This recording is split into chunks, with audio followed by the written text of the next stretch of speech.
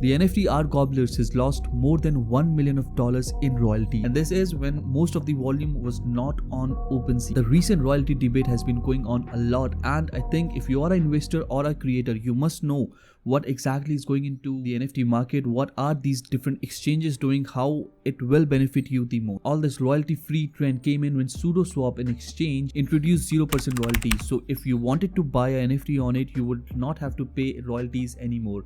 Whereas when we compare OpenSea, if you want to buy an NFT on it, there would be a percentage of royalty that you need to pay to the founder of that particular project. This is how the trend was going on earlier. As soon as SudoSwap came in with this 0% royalty concept, people started this new debate that royalty should not be there, and from the founders or the creators side, the debate came in that royalty should be there.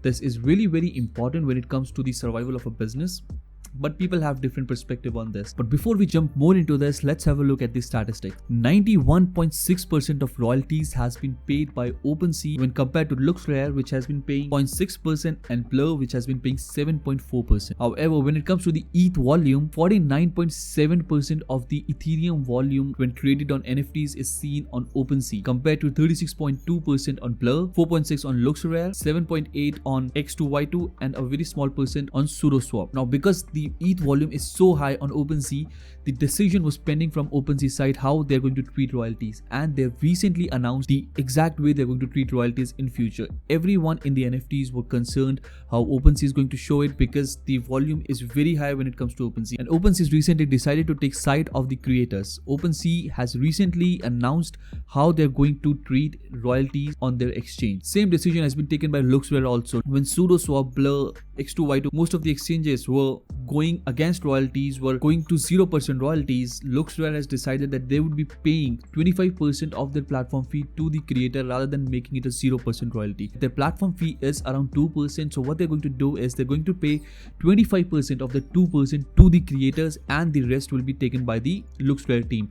25% means that it would be around 0.5% of the fees that are being charged while buying or selling NFTs on LooksRare. That 0.5% is going to the creators. Hence, this still gives creators some passive income rather than giving them zero money on the sale of NFTs. But what OpenSea has recently decided is that they are going to favor creators. They are going to be on creators' sides, and OpenSea has announced that they are not going to enforce royalties off-chain anymore, which means earlier if you were an NFT founder and you wanted to launch your own NFT, you would not be able to add the royalties in the smart contract. You would have to do it manually later on when you upload your collection, and there would be a part where you'll be able to upload, or you'll be able to write the amount you want to charge for NFTs, whether 5% for 10%. But now OpenSea is going to do it on chain, which means in your smart contract you will be able to add the percentage that you want to charge for your NFT as a royalty. Other exchanges are not doing this. Other exchanges are making NFTs royalty free, but OpenSea is saying if you want to charge royalties on your NFT, you'll be able to do it on the contract level, and once it is added in your contract, the person who buys your NFT on OpenSea will have to pay the royalties.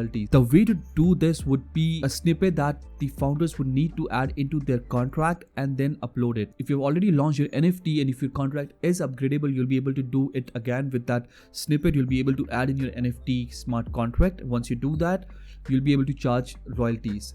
The second major update about this is if you've implemented this snippet in your smart contract, then you will not be able to sell those NFTs on the exchanges that do not allow royalties. If you're charging royalties, it means the exchanges that do not charge royalties, your collection will not be coming up there and people will not be able to buy or sell your NFTs on those exchanges. There has been a lot of debate going around this, whether OpenSea did it right or not, but OpenSea has decided to be on creator's side and understand that royalties are really an important part of NFT project. This was the main thing which really implemented a lot of hype in past, and people did make a lot of good amount of money. The people, the founders who are true to their business, who are creating NFTs as their business, need a good amount of cash flow.